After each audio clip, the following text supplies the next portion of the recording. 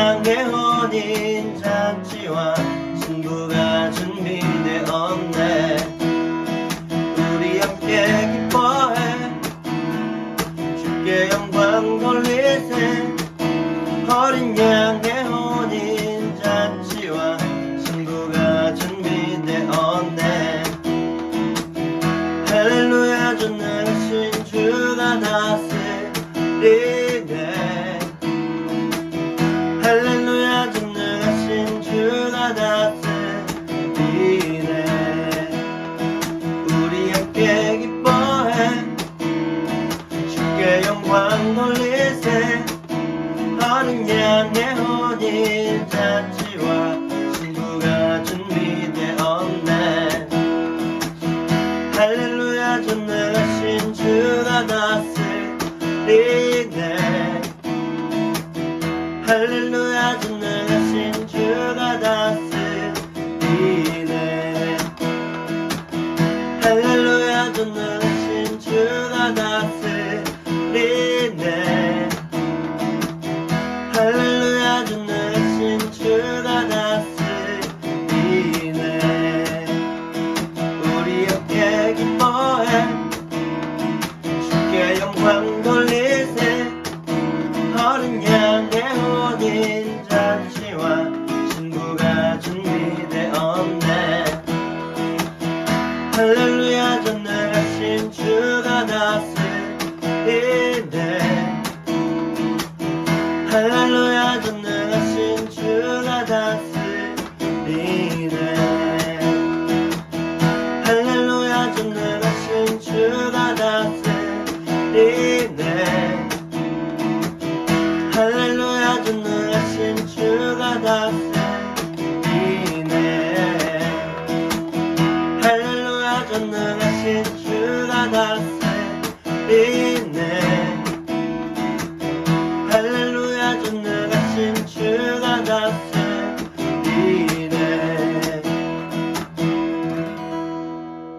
많으신 아버지 주님의 귀한 사랑 감사드립니다. 거룩한 주일 친구들과 예배하게 하심을 감사드립니다.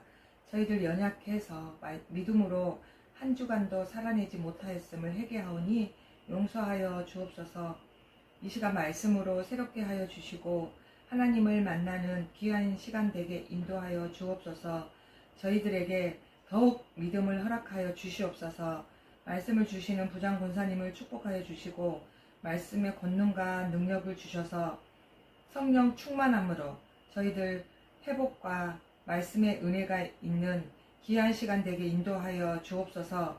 살아계신 하나님을 믿고 믿음으로 살아갈 수 있는 은혜를 허락하여 주시옵소서. 살아서 역사하시는 예수님의 이름으로 기도드립니다.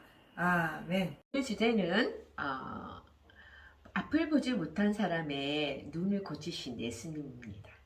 자, 오늘은 마태복음 9장 27절에서 31절 말씀입니다. 오늘 본문에 나온 장소는 가버나움이라는 곳이에요. 그런데 이 가버나움에서 이 앞을 보지 못한 두 사람은 소문을 들었습니다. 어떤 소문을 들었냐면은 12년 동안 하혈한 여인이 예수님의 옷자락만 되었는데 나음을 입었다는 소문을 들었어요. 그리고 또 해당장 야이로의 딸이 죽었다가 예수님으로 인해 살아났다는 소문을 들었어요.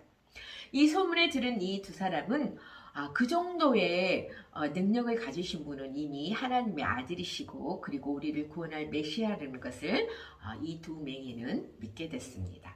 그래서 앞을 보지 못한 이 두 사람은 소망을 갖게 됐어요. 우리도 예수님을 만나면 우리 눈이 떠질 거라는 소망을 갖게 됐습니다. 그런데 드디어 가버나움에 예수님이 오셨어요. 그런데 이들은 앞을 보지 못하기 때문에 예수님 앞에 가까이 가는 게 참 어렵습니다. 그러나 그들은 소리로 예수님께 나 좀 봐주세요 이렇게 소리로 지를 수 있습니다. 그래서 이 두 사람은 큰 소리로 외쳤어요. 다윗의 자손 예수여 나를 불쌍히 여기소서 이렇게 큰 소리로 외쳤습니다.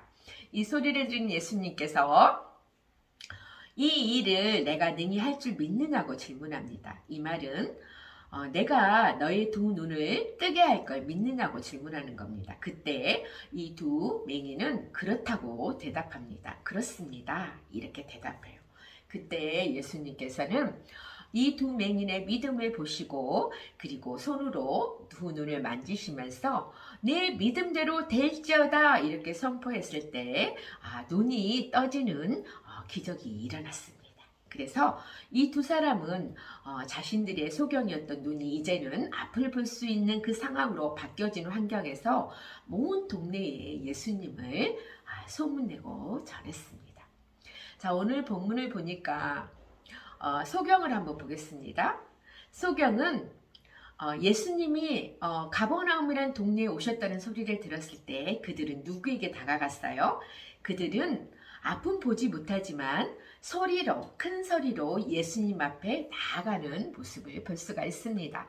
또한 예수님께서는 이 소경을 눈을 고치는데 먼저 그들의 마음 가운데 예수님을 믿는 자는 질문을 해요. 그들의 믿음을 먼저 보십니다. 그리고 이 두 소경의 믿음을 보시고 예수님께서는 내 믿음대로 될지어다 이렇게 선포하셨을 때 그들의 눈이 떠지는 것을 볼 수가 있습니다. 오늘 본문을 묵상하면서 저는 이 소경에 대해서 한번 생각해 보았습니다. 소경은 예수님 앞에 나아가야 된다는 것을 알았습니다. 그리고 가버나움에 예수님이 온다는 소문을 들었을 때 이 소경은 나는 앞이 보이지 않으니까 이러면서 가만히 있지 않았어요. 그들은 어땠어요? 예수님 앞에 나아가는데 눈이 보이지 않기 때문에 예수님이 어디 있는지 몰라요. 그러나 그들은 목소리로 크게 외치면서 예수님 앞에 나아가는 모습을 볼 수가 있습니다. 그리고 그들은 예수님 앞에 나아갔을 때 그들의 믿음을 보시고 예수님께서 치료하신 모습을 보았습니다. 자, 우리의 삶 가운데 우리가 어떤 하나님의 그 기회 시간이 있을 때 우리도 이 두 맹인처럼 예수님 앞에 나아가야 돼요. 그런데 이 소경이 엄청 사람들 앞에서 다윗의 자손 예수야 불쌍히 여겨주소서 이렇게 소리 질렀을 때 이것은 많은 사람들의 시선이 자기들에게 집중되는 사건이에요. 자, 이 일은 아주 담대해야만 할 수가 있어요.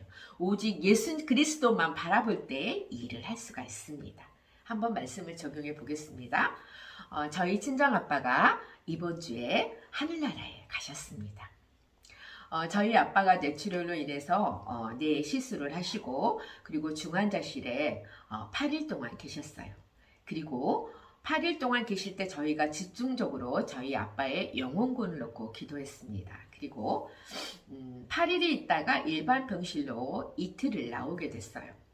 자, 그래서 저는 아버지에게 집중적으로 중보를 했지만 이제는 말씀을 귀에 들려드려야 되겠다는 생각으로 제가 간병에 들어가겠다고 했습니다. 그때 간호사 선생님이 이미 이 가래 석션을 해야 되고 또 산소 호흡과 이 모든 것을 해야 되기 때문에 그 경험이 없는 사람은 어렵다고 했습니다. 그래서 하루 동안 이틀에서 하루는 간병인을 썼습니다. 그런데 제가 하나님께 기도하고 있는데 하나님 말씀하시는 거예요. 이게 막바지다. 사랑하는 딸아, 이 아들이 시간이 없다. 네가 들어가야 된다고 하나님이 감동을 주셨어요. 그래서 저는 제가 제 소지품을 싸들고 병원에 갔습니다. 그리고 제가 간병인에게 고백했어요. 저희 아버지가 시간이 없는 게 느껴져요. 그래서 모르는 사람들의 손에 맡겨서 마지막 임종을 하게 할 수는 없습니다. 제가 마지막을 해야 될 것 같아요. 시간이 없는 게 느껴져요 하면서 제가 울면서 얘기했어요. 간병인에게. 그래서 간병인이 저의 모습을 보고 그럼 그렇게 하라고 했어요. 또한 간호사도 이 일을 할 수 있겠느냐고 저에게 말했어요. 그러나 저는 할 수 있다고 했습니다. 사실 저는 굉장히 걱정해서 가래 석션이란 이런 것들을 되게 한다는 게 두려웠어요. 어떻게 해야 될지를 모르니까. 그런데 제가 하나님께서 말씀하셨기 때문에 제가 옆에 있는 간병인에게 나 좀 가르쳐 달라고, 저의 과외 선생님이 되어 달라고 이렇게 얘기하면서 배웠습니다. 그리고 제가 24시간 동안 계속 천국과 지옥이 있다는 거, 그리고 예수님을 믿지 않은 자를 회개하고 예수님을 나의 구주로 고백한다며 나를 위해 십자가에 죽으신 그 예수님을 믿고 감사드린다며 계속 영적 기도를 반복해서 귀에다 계속 들려드렸습니다. 그리고 보혈 찬양을 잠잘 때는 2시간씩 들려드렸어요. 그래서 예수님을 나의 구주로 고백한다는 소리를 계속 반복적으로 저의 음성으로 들려드렸기 때문에 저희 아버지가 눈은 뜨지 못하지만 목소리가 우리 넷째 딸이라는 것을 아버지가 아신 것 같아요. 그래서 아버지가 눈에 눈물이 이렇게 한 방울씩 서너 번 고이더라고요. 그리고 저의 음성이 하나님 아버지, 지금까지 예수님을 믿지 않았습니다. 예수님을 믿지 않았던 죄를 회개하고 예수님을 나의 구주로 영접합니다. 나를 위해 십자가에 죽으시고 구원해 주신 것을 믿고 감사드립니다. 지금 이 순간 내 마음속에 오셔서 영원토록 변치 않고 예수님을 따르도록 도와주세요. 예수님 이름으로 기도합니다 하면서 이 영적 기도문을 반복적으로 들어주고 우리가 죽으면 2가지의 길이 있는데 천국에 가는 길과 지옥에 가는 길에 대해서 계속 반복적으로 설명하는 그 내용을 귀에다 계속 틀어드렸어요.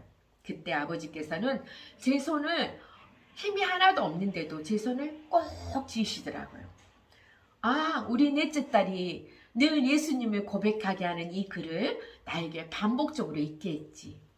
그 누구도 이 글을 읽게 한 사람 없었는데 우리 넷째 딸만 이걸 읽게 했지. 그래서 넷째 딸 음성과 그 내용을 보시고 넷째 딸이 내 옆에 있다는 것을 아버지가 이렇게 느끼시는 것 같았어요.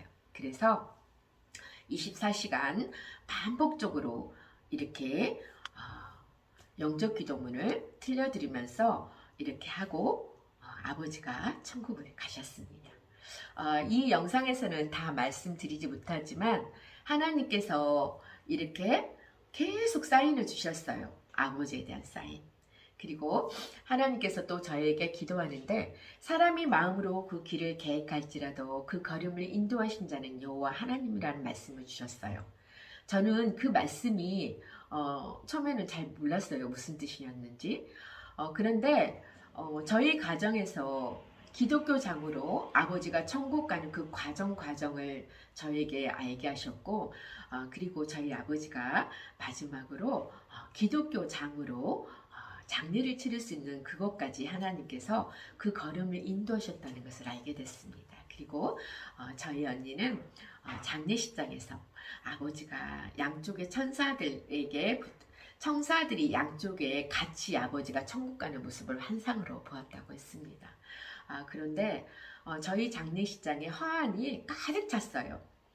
화환이 장례식장 전체를 둘러싸버리니까 아버지가 천국 가는 게 더 느껴지더라고요. 그래서 오늘 본문 말씀을 보면은 사실 두 맹인도 예수님이 오셨다는 소식을 듣고 소리로 다윗의 자손 예수여 나를 불쌍히 여기소서 하면서 예수님 앞에 나아갔잖아요. 그런 것처럼 하나님께서 저에게 말씀하셨잖아요. 사랑하는 딸아, 이 아들이 시간이 없다. 하나님은 이 아들은 만세전에 택한 내 아들이라고 말씀하셨어요.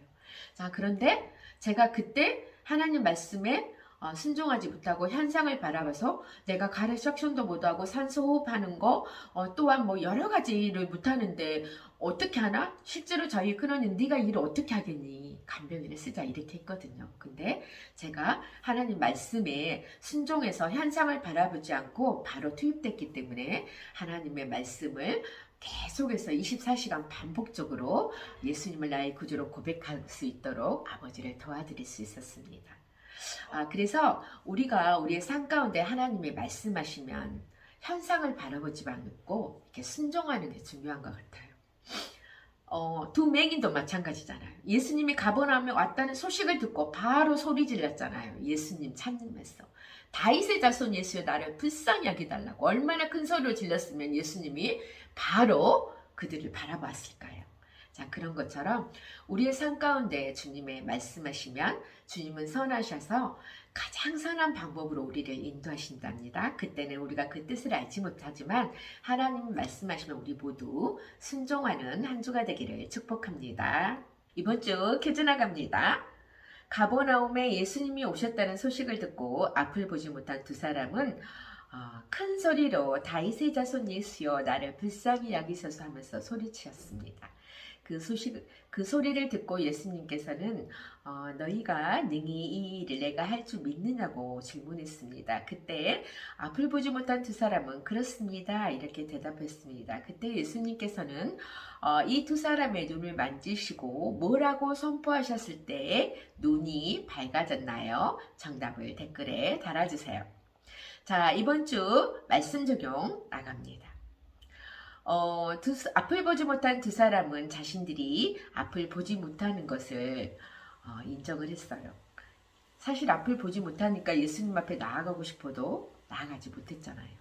그래서 그들은 대신 소리 질러서 예수님 앞에 나아갔어요. 자신이 앞을 보지 못한다고 집에만 박혀있고 사람들 앞에 나아가지 못한 게 아니었어요. 그들은 자신의 모습이 앞을 보지 못한다는 것을 인정하고 그리고 자신들이 목소리로 대신 소리 질러서 예수님 앞에 나아가는 모습을 보았습니다. 자, 그래서 이번 주 말씀 적용은 인정하기입니다. 내가 어떤 모습을 갖고 있었을 때 왜 나는 이거 못해? 나는 왜 앞을 보지 못하는 거야? 그걸 인정하는 거예요. 이소경도 자기가 앞을 보지 못하는 것을 인정하고 목소리로 나아갔잖아요. 그런 것처럼 내가 수학을 못하면 수학을 못한 걸 인정해요. 대신 하나님께서는 또 영어를 잘하기도 하시잖아요. 자, 그래서 이번 주 한 주간 말씀 적용은 인정하기입니다.